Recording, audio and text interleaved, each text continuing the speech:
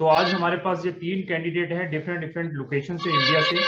ये तीनों की मैं क्वेरी लूंगा और इस मीटिंग को स्टार्ट करने से पहले सबका मैं इस यूम मीटिंग के अंदर वेलकम करता हूं और तीनों को मेरी ओर से नमस्कार। तो ये तीनों ने मुझे कांटेक्ट किया है, इनको कोई वीजा की प्रॉब्लम है, इन बच्चों का डिफरेंट डिफरेंट कंट्रीज से I think so visa refused है जहाँ ये अप्लाई करना चाहते हैं। तो सबसे पहले मैं मैडम फातिमा से डिस्कस करूंगा। तो मैडम आप ये बताइए कि आप कहाँ के रहने वाले हैं? Yes sir. कहाँ के रहने वाले हैं आप? सर अभी तो हम फिलहाल दिल्ली में हैं। दिल्ली में है। तो आपकी क्या क्वेरी है, थोड़ा यस सर। बताएंगे?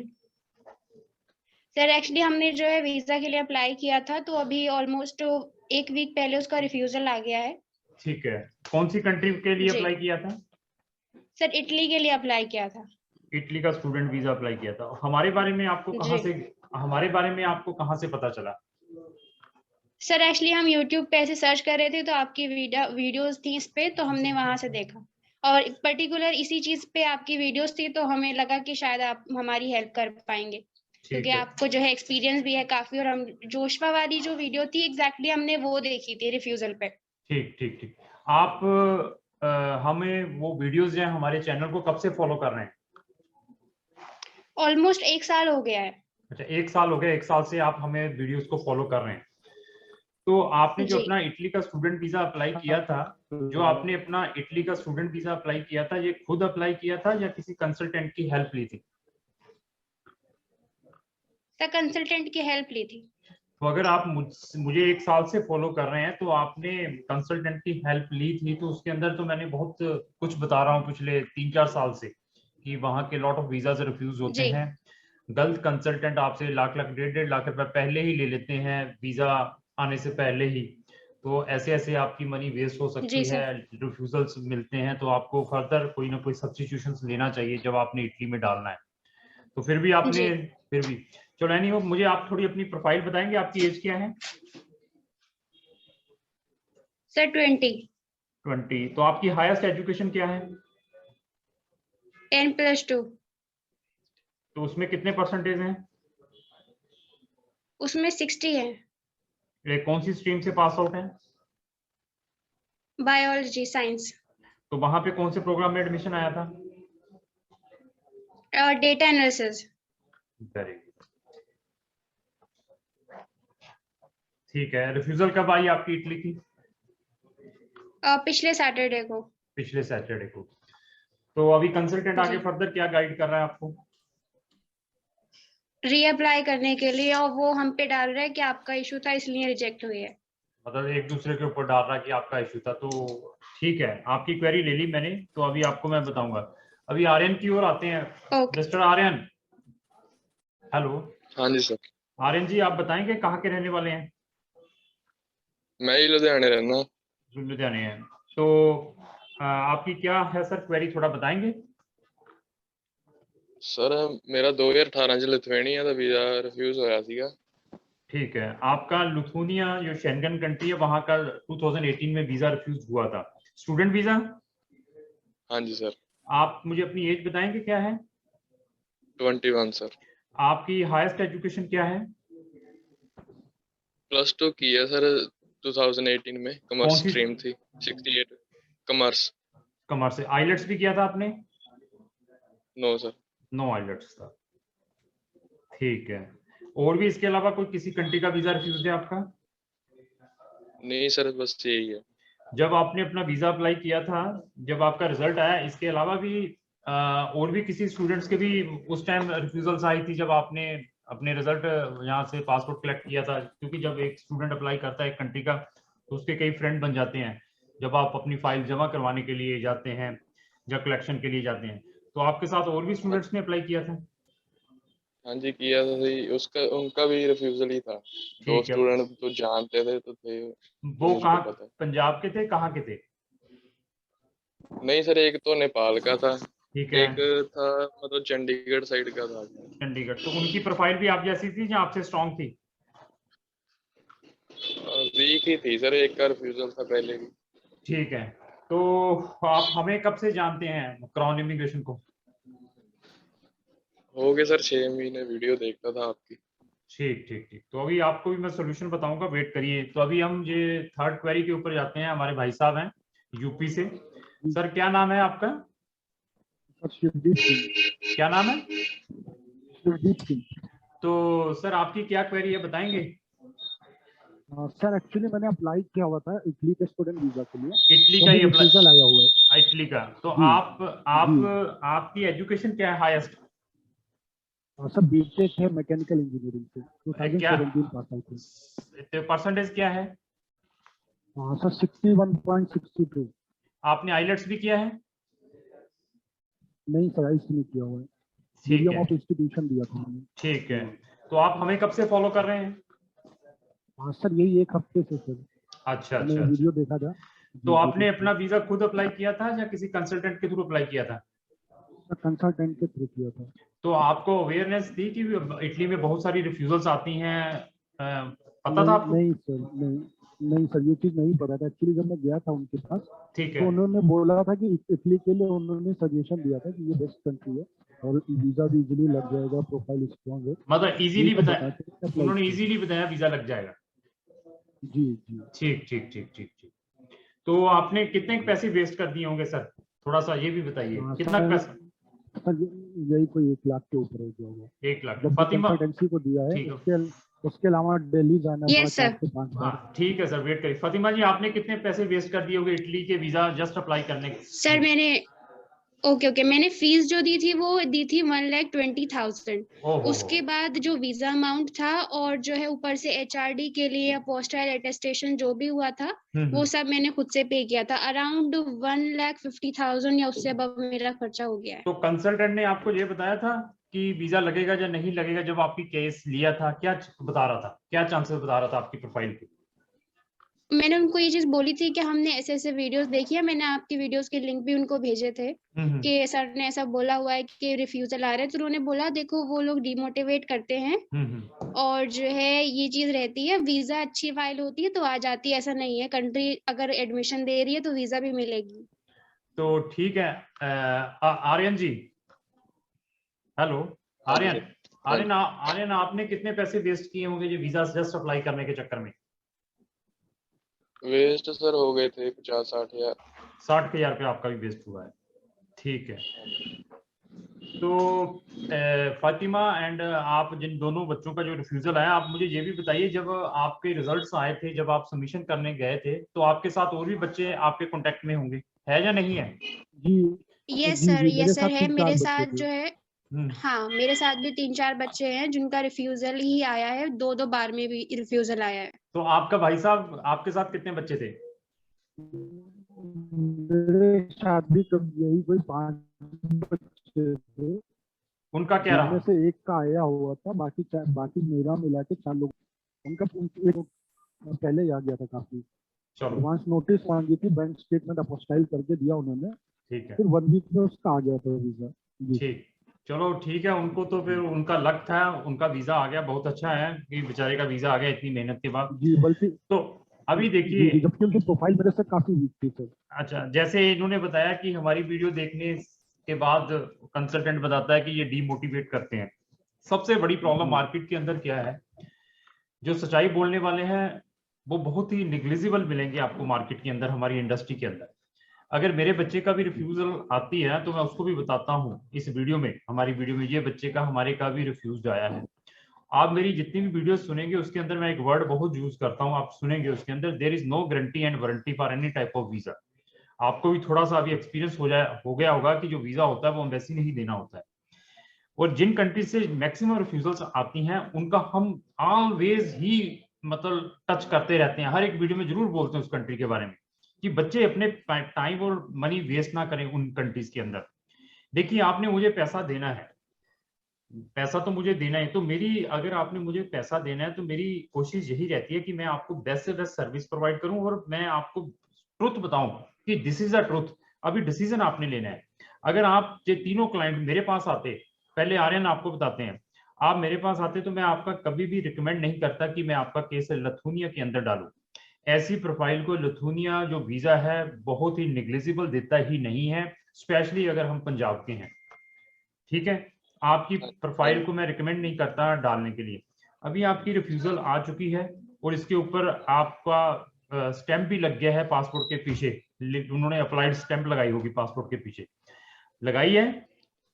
हाँ जी सर। अभी आपके केस में क्या है कि अभी दोबारा अप्लाई करना है किसी शेंगन कंट्री में, it is not so easy, क्योंकि दूसरी शेंगन कंट्री भी देखती है कि यार ये बच्चे को तो पहले भी इस छोटी सी कंट्री ने रिफ्यूज किया, तो हम कैसे वीजा दें। फिर भी हमारे पास ऑप्शन है, आप आईलेट्स कर सकते हैं। हाँ जी सर। आईलेट्स कर सकते हैं। हाँ जी सर। आईलेट्स कर सकते हैं, तो फिर इसी ही पासपोर्ट के ऊपर आईलेट्स के साथ 5.5 बैंड हैं आपके, तो मैं आपको वेस्ट कंट्रीज के ऑप्शंस दे सकता हूँ जहाँ पे वीजा आने के मैक्सिमम चांसेस हो।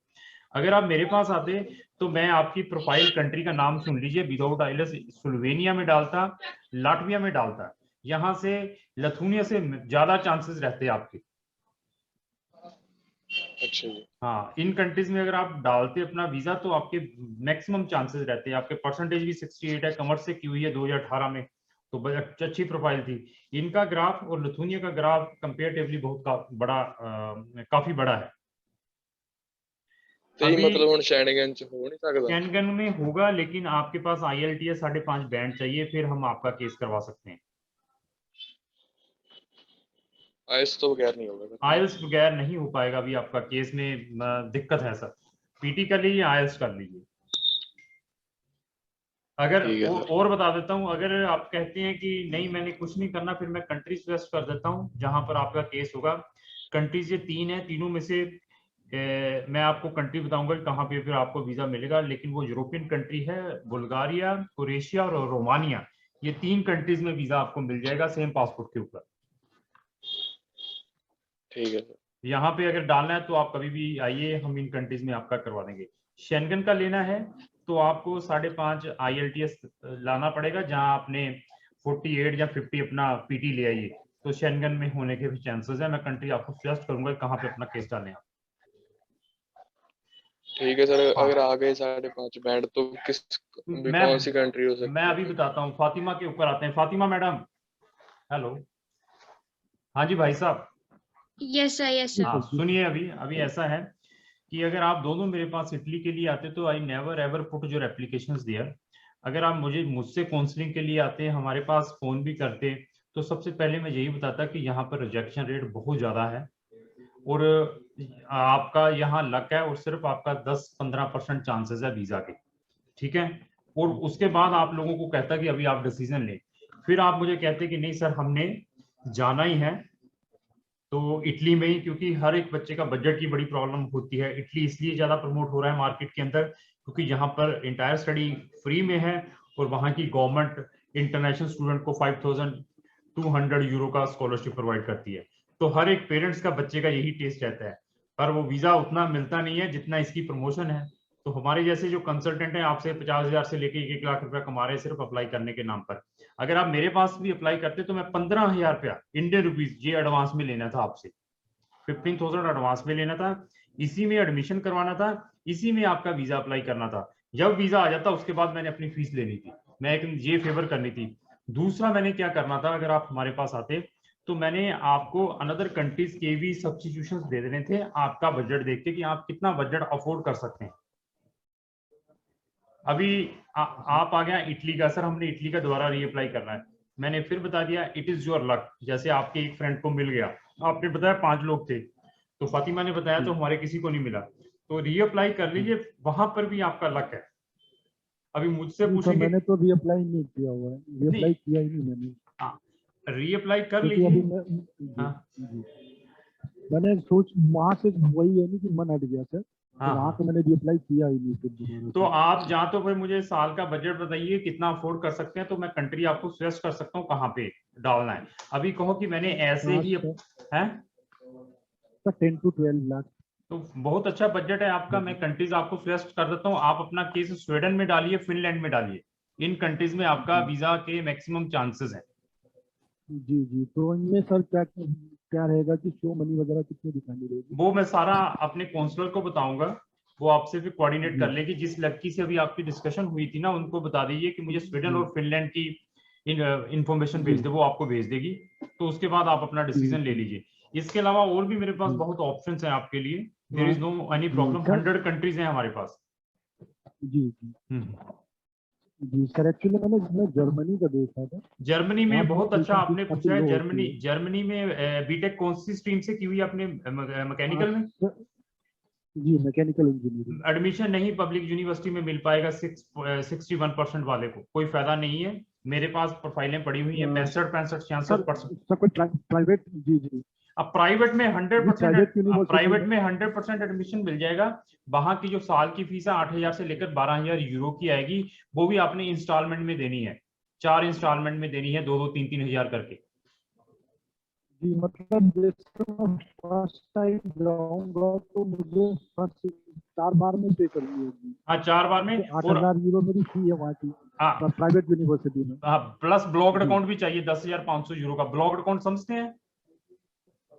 जी ब्लॉक्ड अकाउंट, और यही वो मैंने वीडियो में देखा था। हाँ वो भी आपकी चाहिए। वीडियो में 9 लाख इंडियन रुपीस में हाँ दिखाया था। यस वो भी चाहिए, प्लस आपकी है जी। वहां पर भी हो जाएगा अगर चाहेंगे। बट मैं आपको जो कंट्रीज पहले सजेस्ट किया उनको ज्यादा रिकमेंड करूंगा, आप उनके बारे में जी। सर्च कर लीजिए। प्राइवेट यूनिवर्सिटी में जी जो डिग्री मिलनी है वो यूके की मिलनी, यूके की प्राइवेट यूनिवर्सिटीज हैं वहां पे आई हुई, उन्होंने खोली हुई है यूके की यूनिवर्सिटी के साथ एफिलिएशन करके। जी जी बाकी आपकी मर्जी है, आप कहेंगे कि सर मैंने करना है तो मैं I can put the application in Germany also. जी जी ठीक है फातिमा जी। मैं जी hello yes sir. Fatima ji, आपने 12th की हुई ना? 60% है यस सर। बायोलॉजी से। जी जी। अभी मुझे ये बताइए कि अभी आप क्या चाहते हैं? अभी आप फर्दर किसी और कंट्री को देखना चाहते हैं या यहाँ पर फिर अपने रीअप्लाई करना है? सर रीअप्लाई करना है अभी तो। रीअप्लाई करना है तो फंडिंग के बारे में बताइए कि आपके पास फंड्स कितने हैं? सर अभी जो है उन्होंने सर बोलिए। उन्होंने बोला हुआ था 11 लाख पे देना है, 11 लाख पे वीजा लग जाएगी। मैं और भी कर सकती थी बट उन्होंने 11 का बोला तो मैंने 11 की ही दिखाई। 18,000 यूरो समझते हैं? 18,000 euro. This is the minimum जी requirement for the bachelor student. ये 18,000 यूरो के इक्विवेलेंट की मनी प्लस टिकट की भी। इतने तो पैसे पहले आपके पास अप्लाई करने के लिए होने चाहिए, ये हैं तो तब हम रीअप्लाई कर पाएंगे। उन्होंने इस साल से अपने फंडिंग को रिवाइज कर दिया है। Okay okay. हाँ तो मैं इतना फंड कर लूंगी मैनेज। अगर कर लेंगे तो फिर मैं आपके केस की द्वारा रीअप्लाई करने में कोशिश करूंगा। उसके अंदर जो इंपॉर्टेंट पॉइंट्स हैं I will put in your representation के अंदर कि ये पॉइंट लिखने हैं। बाकी फिर अगर फर्दर आपका लक रहेगा। हेलो। और एक्चुअली मेरे साथ आईटीआर का भी इशू था। उन्होंने बोला था कि फार्मर में आईटीआर नहीं चाहिए होगा, तो मैंने बिना आईटीआर के उन्होंने फाइल लगवा दी थी। चलो आईटीआर का फार्मर है तो उसके लिए जे फॉर्म लगते हैं, जे फॉर्म चाहिए आपके, अगर हैं तो वो लगाने पड़ेंगे। जे फॉर्म? हाँ जे फॉर्म लिख लीजिए, आप सर्च करेंगे गूगल में आपको पता चल जाएगा। ओके ओके ठीक है। अभी इसके अलावा और कोई ऑप्शन चाहते हैं मैं अगर आपको रिकमेंड करूं? हेलो। यस सर, हम वैसे पोलैंड का भी एक ऑप्शन दे। ना पोलैंड में मत डालना, फिर मैंने बता दिया ओनली टाइम वेस्ट है, मनी वेस्ट है और साथ में रिफ्यूजल खाओगे फिर। ना माल्टा में, ये दोनों कंट्री में बिल्कुल अप्लाई नहीं करना है। हेलो तो चीपर साइड पे हो। अब मुझे ये बताइए कि आप मुझे थोड़ा सा आइडिया दीजिए कि बजट कितना है आपका? 2 लाख का बजट है, 3 लाख का है, 4 लाख का है, 5 लाख का बजट है, साल का कितना है? तो मैं रिकमेंड कर दूंगा क्या करना। 3 लाख का है। 3 लाख का बजट है तो कंट्री का नाम है Romania, sorry Latvia. Schengen country है लाटविया। उसकी फीस 3500 यूरो की आती है साल की, 3,000 से लेकर 3500 यूरो, प्लस हमारे सर्विस चार्जेस लगेंगे जो हम डिसाइड करेंगे, बता देंगे। ये कंट्री में डालेंगे तो मैक्सिमम चांसेस हैं। इवन आई एम रिकमेंडिंग कि you will go there for doing the nursing program. Nursing program की यूरोपियन कंट्रीज के अंदर बहुत ज्यादा डिमांड है। आप बायो के स्टूडेंट हैं। Okay sir, okay. ठीक है, उसकी फीस इतनी का आएगी, 4,000 आ सकती है, जब 3500 से 4,000 के बीच की फीस आएगी नर्सिंग की। बाकी प्रोग्राम की 3,3500 यूरो की फीस रहती है। Okay sir, okay. ठीक है, अगर आपने अपनी हाँ बोलिए।